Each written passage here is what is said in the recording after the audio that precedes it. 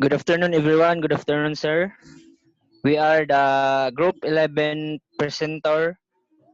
I am John Ray Opahis. I am Miami Angelo Sisbino.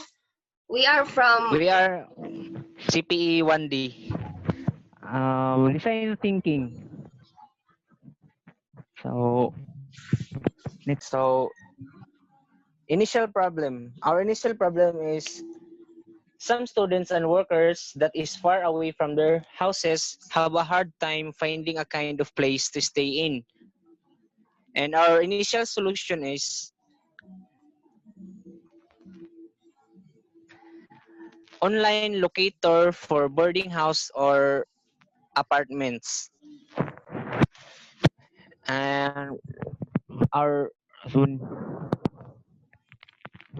So magbuhat mi og online locator which is mo scan siya og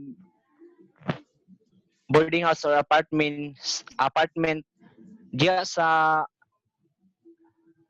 lugar kung asa ka nagtrabaho or asa ka nag-school. So this is our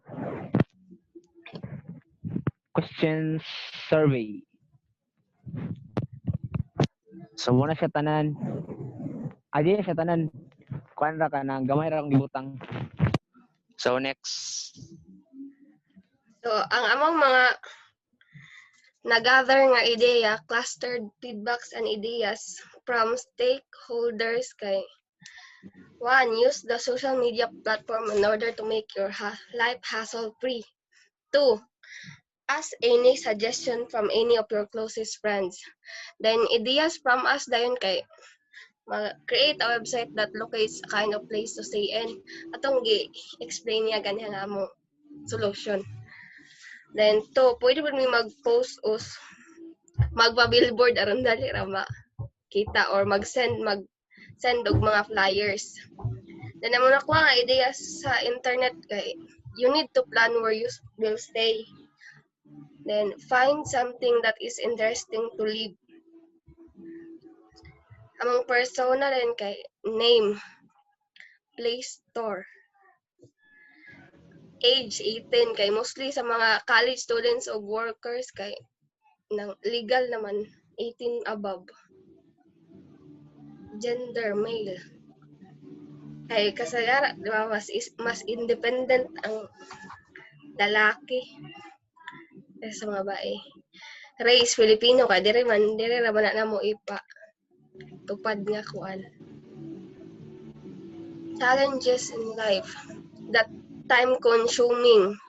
Dali ra number 2, get tired of finding likes. Sa among mga gipang kuan ni siya gikan sa among gipang interview. Ang ilang ganahan kay online locator. Number 2, easy to find. Number 3, quick. Then ang ilang dislikes kay kanang ga-consume gyud time. Then legalisod sila og pangita. Motivations nila kay dali ra makakita, then pahuway sila dali.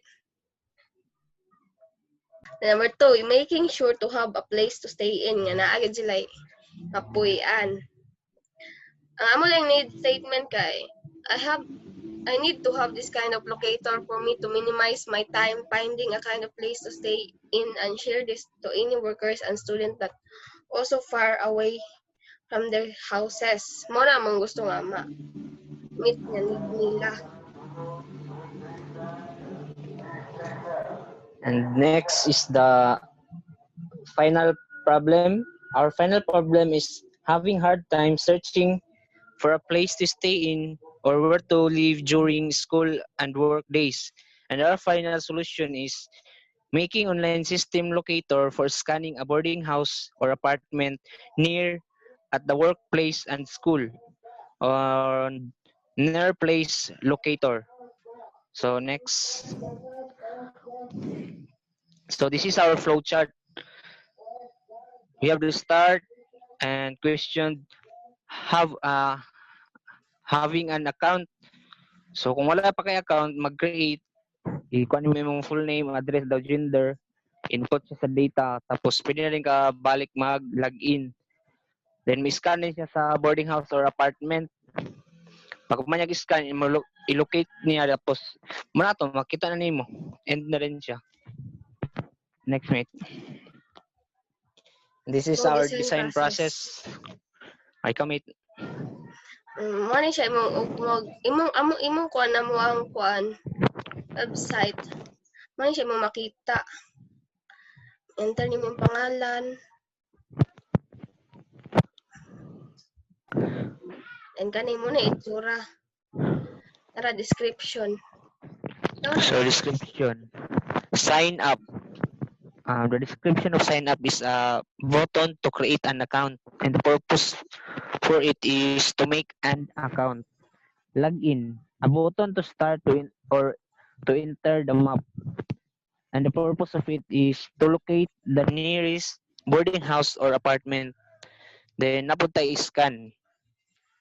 This button is to scan where the located area is. Then yung purpose is to locate where it is. Then log out. This button is where the user's account is cancelled kibali siya. And the purpose of it is to back at the sign in area or katong first gig Dili na na nila para magpasulod ka. gamiton ang kuan. Kung human na sila, pwede na mag-log out. Oo. And that's all. Thank you. Thank you, sir. Once again, Thank good you. afternoon, sir. Thank you.